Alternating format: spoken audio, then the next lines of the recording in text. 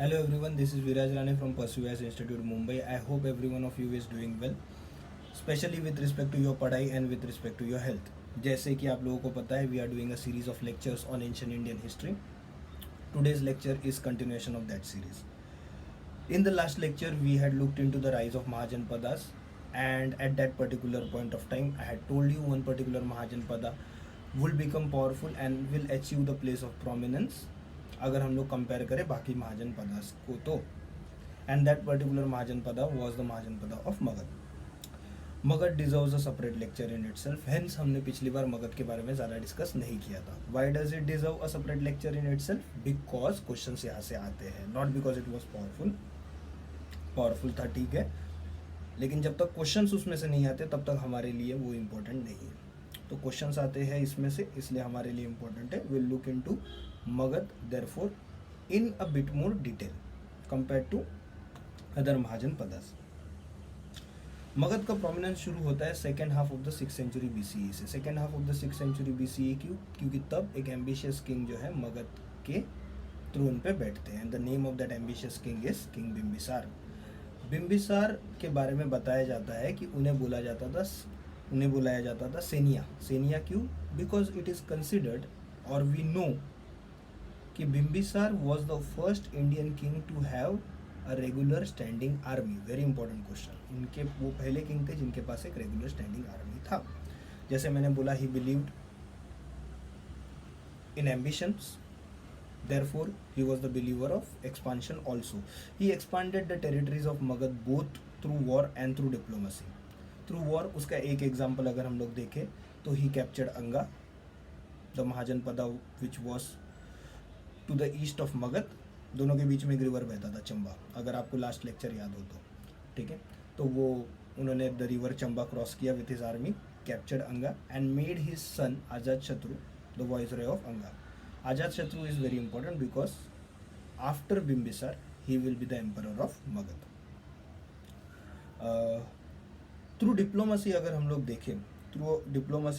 देखें तो उन्होंने मैट्रिमोनियल अलायंसेस का यूज़ किया for the purpose of expanding his territories, for the purpose of gaining more prominence, ठीक है.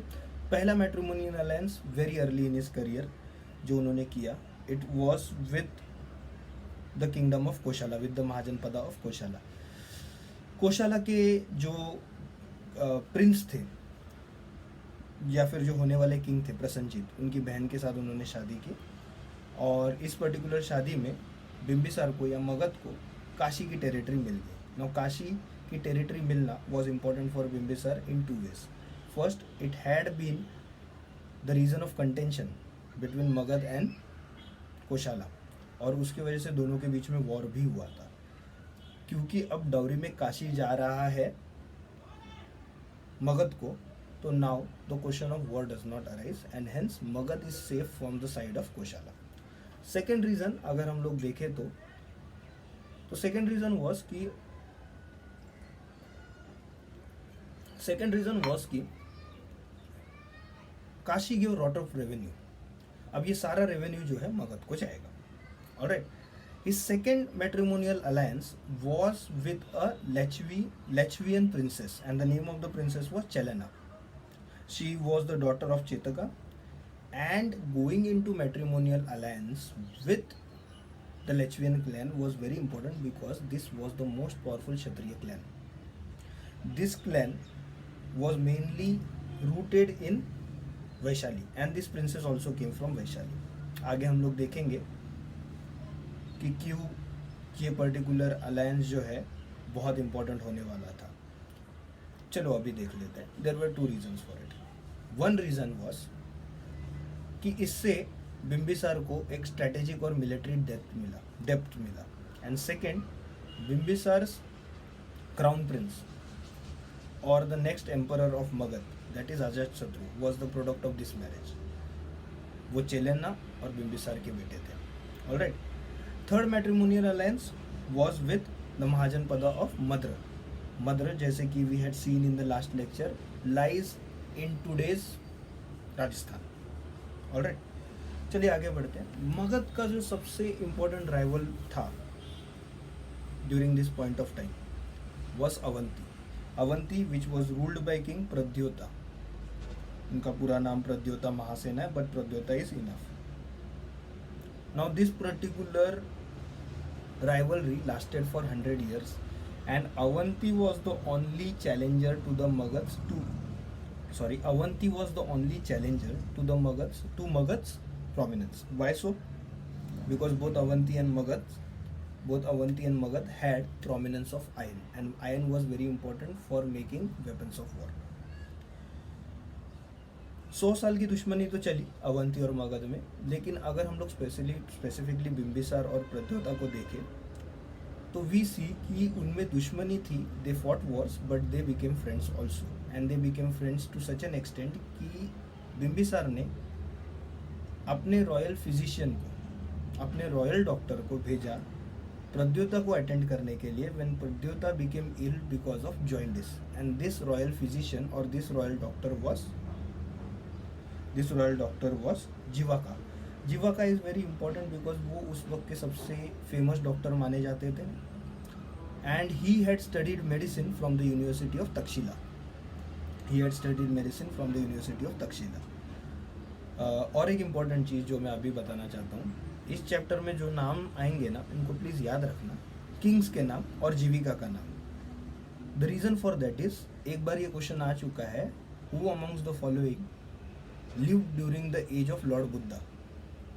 ठीक है, तो ये मालूम होना चाहिए. This was also the age of Lord Buddha. हम लोग लॉर्ड बुद्धा और लॉर्ड वर्धमान महावीर के बारे में नेक्स्ट लेक्चर में देखेंगे जब हम लोग जैनिज्म और बुद्धिज़्म करेंगे.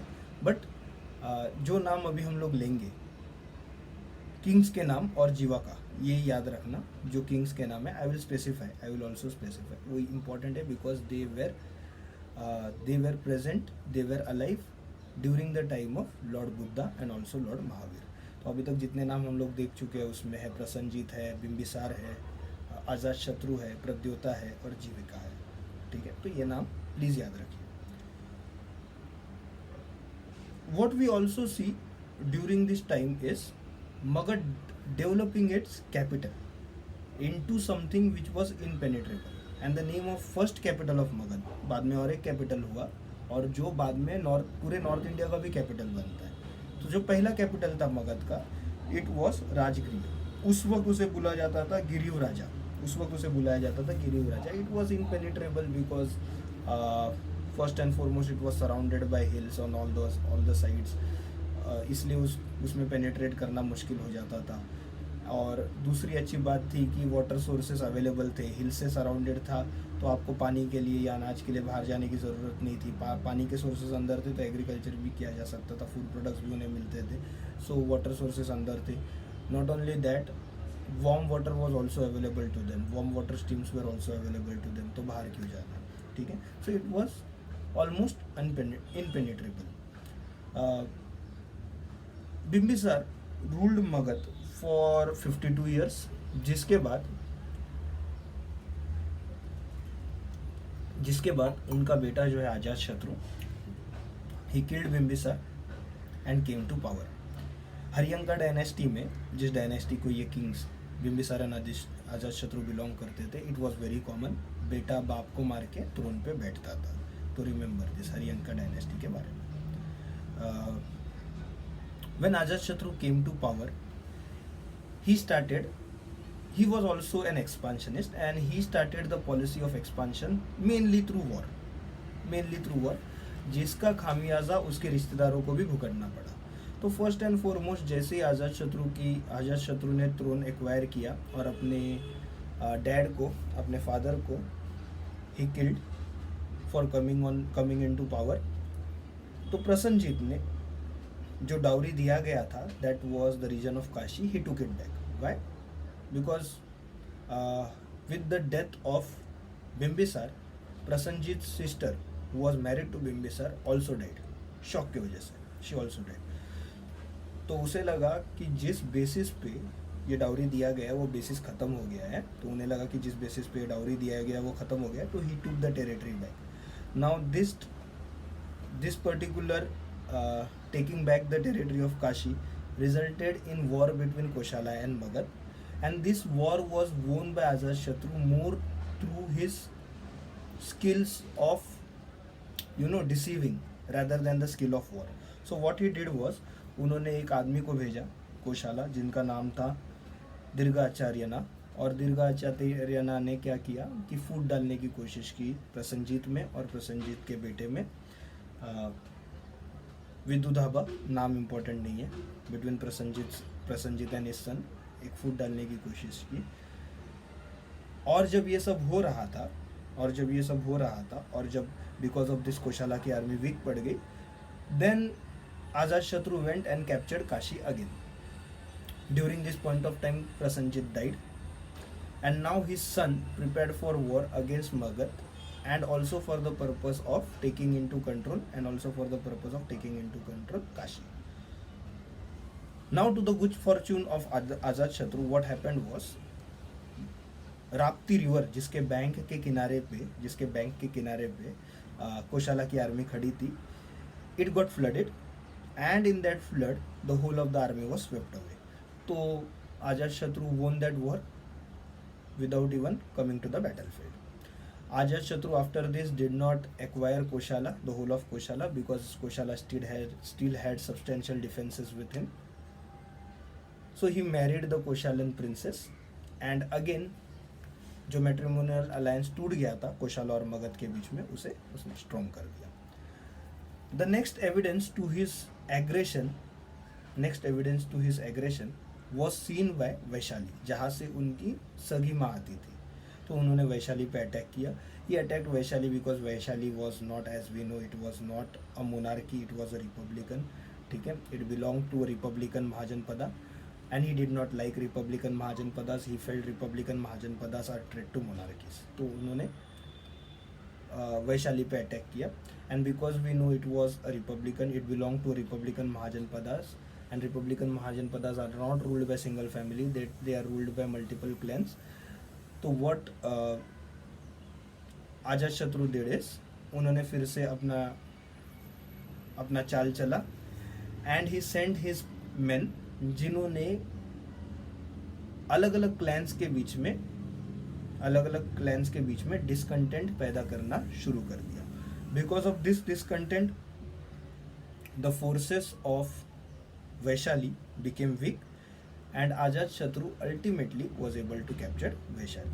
अगर हम लोग रीजंस देखें तो क्या रीजंस थे?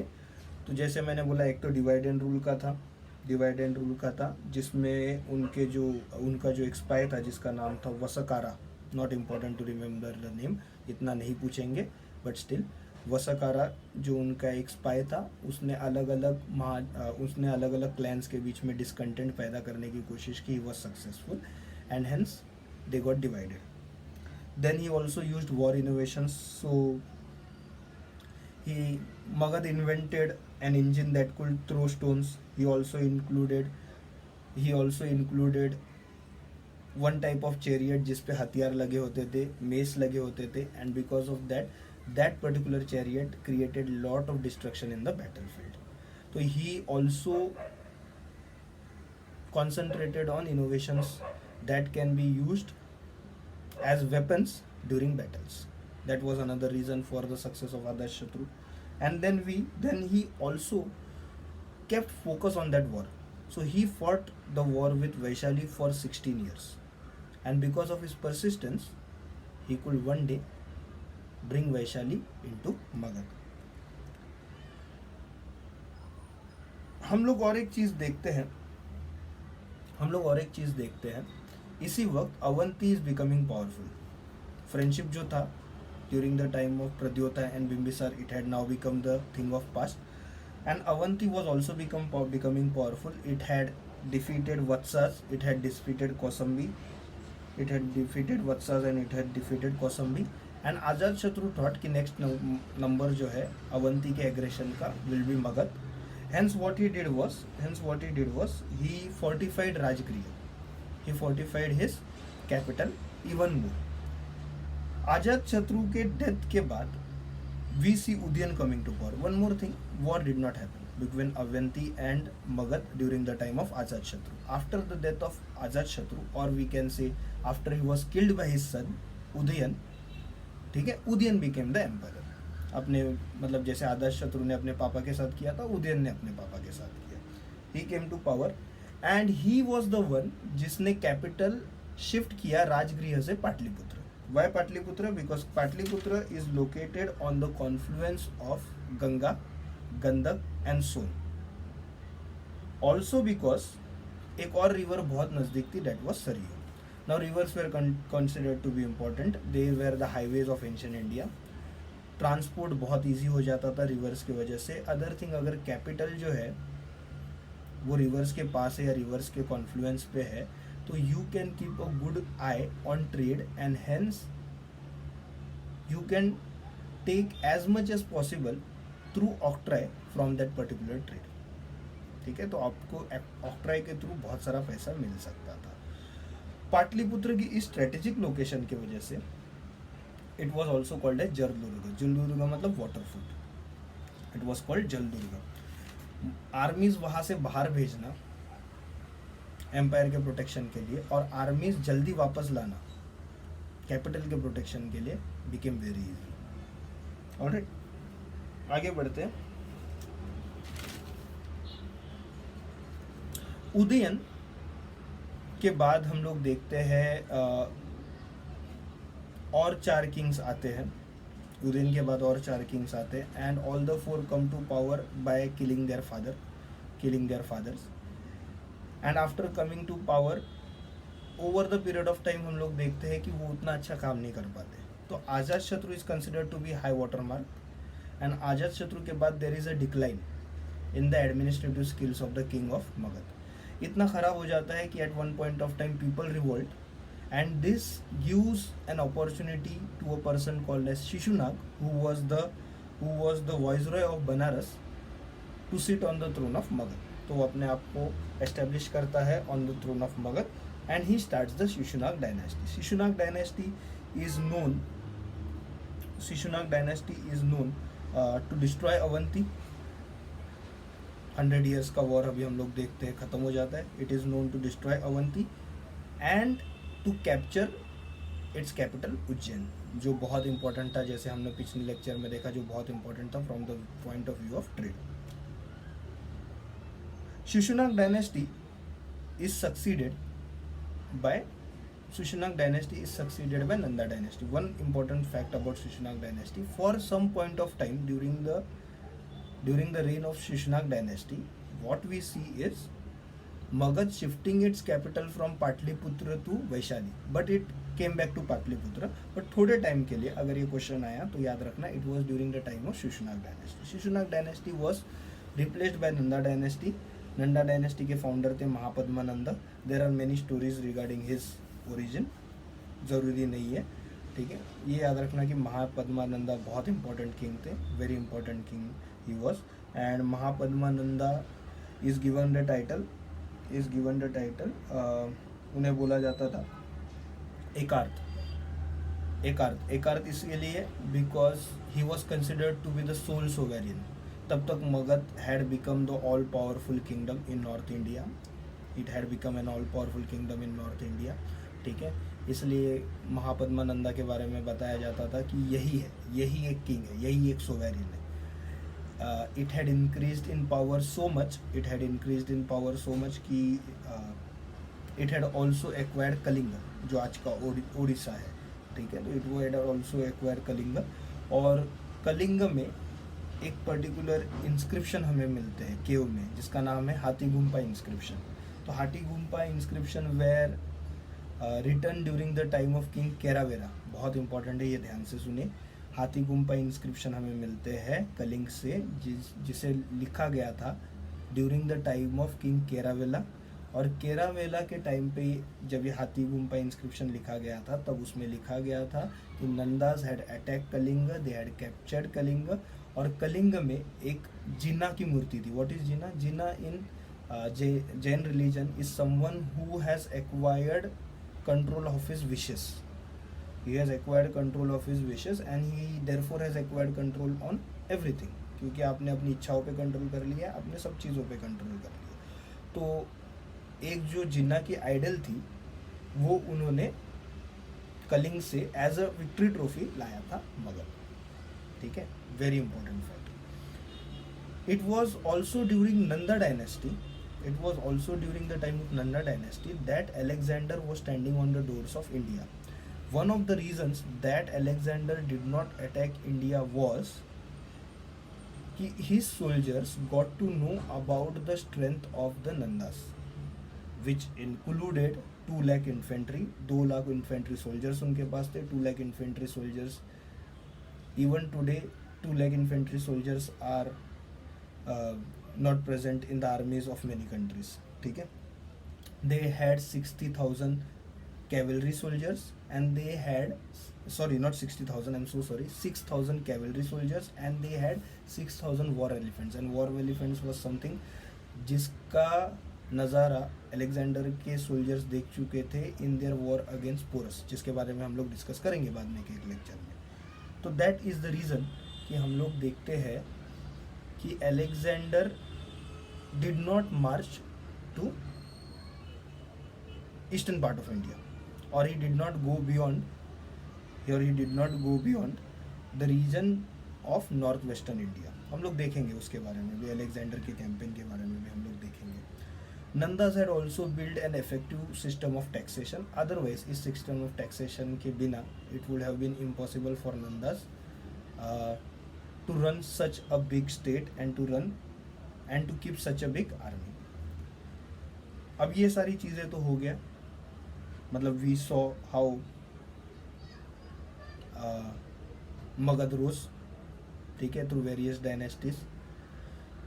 हरियंका डायनेस्टी पहले आया, फिर उसके बाद में आया हरियंका डायनेस्टी के बाद we see the rise of Shishunaga dynasty, उसके बाद वी सी नंदा डायनेस्टी, ठीक है, और उसके बाद हम लोग मौर्य डायनेस्टी का करेंगे, लेकिन वो सेपरेट लेक्चर में करेंगे क्योंकि वहाँ से क्वेश्चन और ज़्यादा स्पेसिफिकली आते हैं. तो मौर्य डायनेस्टी के लिए will need a separate lecture. Question arise is Magadha ही क्यों राइज हुआ. ठीक है, मगध राइज होगा ये मैंने पिछले लेक्चर में बोला था. इस लेक्चर में मैंने आपको समझाया कि मगध का राइज कैसे हुआ था. अब रीजंस देखते हैं मगध ही क्यों राइज हुआ. सबसे पहला रीज़न है कि Magadha had ambitious kings with it. ठीक है, this was of course not the only reason, हम लोग सारे रीजंस देखेंगे. This was the first reason. तो एम्बिशियस किंग्स में हम लोग देखते हैं कि it got Bimbisara, then it got Ajatashatru. Ajatashatru के बारे में एक चीज़ बहुत इंपॉर्टेंट है जो मैं बोलना भूल गया. He was also called Kunika. ठीक है, उनको एक नाम दिया गया है, दैट इज़ कुनिका. तो ये याद रखना, कुनिका किसको नाम दिया गया है इंडियन हिस्ट्री में, तो it is Ajatashatru. Then they also had Mahapadmananda. So they had series of kings who were ambitious, and because they were ambitious they could go for expansion. Magad also had rich source of iron, and this particular rich source of iron was important for two reasons. पहला reason था कि मगध के पास अब weapons of war बनाने के लिए काफ़ी सारा रॉ मटेरियल था. And second was iron was important for the purpose of agriculture. Iron was important for the purpose of agriculture. Now agriculture जब efficiently हो रहा है तभी जाके आपको टैक्स मिलेगा, तभी जाके आपको इनफ लोग मिलेंगे जो ट्रेड करेंगे और ट्रेड से फिर टैक्स भी आएगा. ठीक है, that is why iron was important for the growth of Magadh.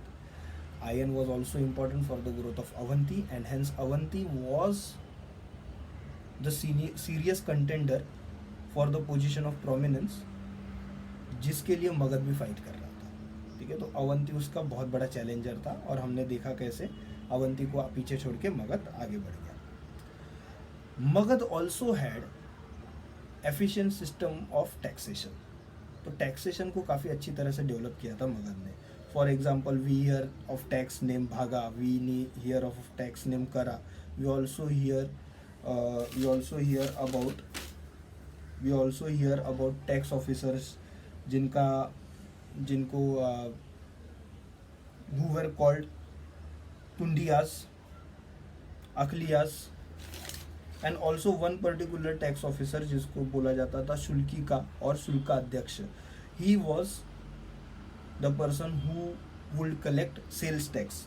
Magadh के जो दो कैपिटल्स थे वो भी इस तरह से लोकेटेड थे कि उन पे अटैक करना इजी नहीं था, और जब तक कैपिटल सेफ है तब तक आपकी टेरिटरी ऑलमोस्ट सेफ है. क्योंकि जब तक कैपिटल कैप्चर नहीं किया जाता आपका महाजन पद जो है वो कैप्चर नहीं होता। तो कैपिटल क्योंकि आपका सेफ था, फर्स्ट वॉज राजगृह हिल्स के बीच में, and then it was Pataliputra located on the confluence of Ganga, Gandak, Son and at some distance river Saryu. So because capitals were safe, of course Magad was also safe.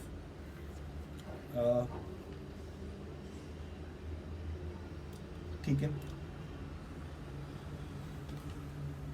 Agriculture भी जैसे मैंने बोला वॉज द रीज़न, एग्रीकल्चर ने इतना produce किया कि it could get tax and people could then go into trade into other occupation, जिससे भी टैक्स वगैरह आता था. Agriculture was good because of the use of iron. Agriculture was good because of the alluvial soil of middle Ganga plains. It was also good because the kings of Magad invested in irrigation.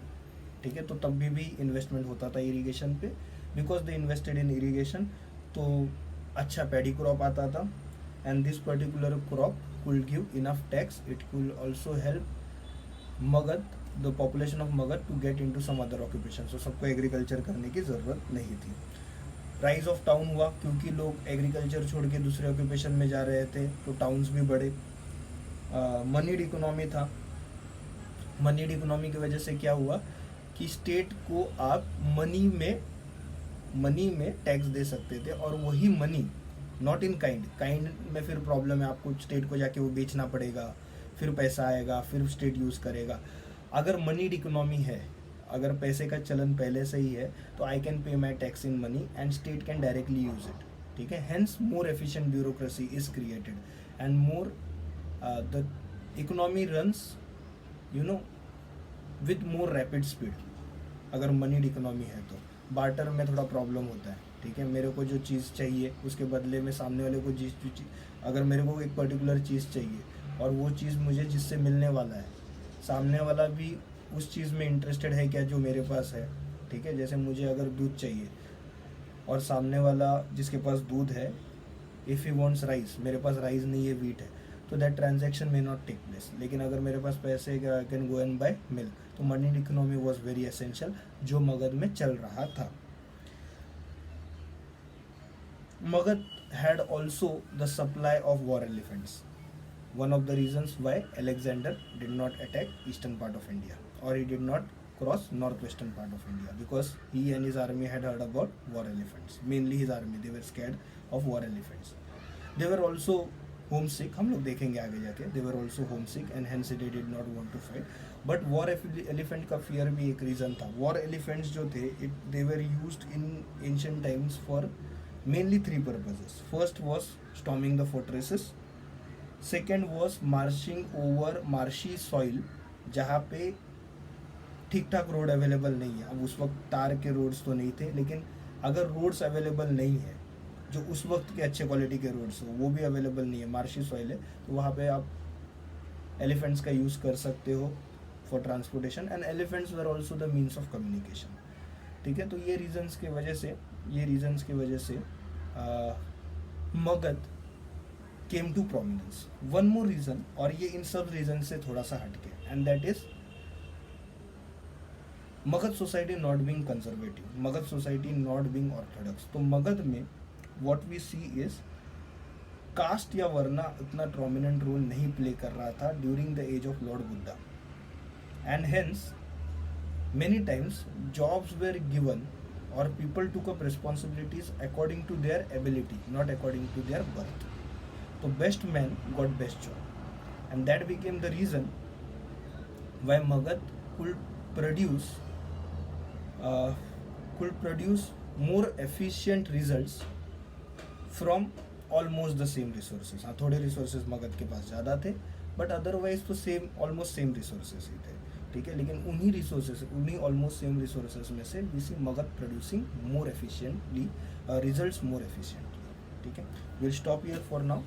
And in the next lecture we will see the age of Lord Buddha and Lord Vardhaman Mahavir. Basically we'll look into the rise of Jainism and Buddhism. Okay? Thank you for listening. Bye.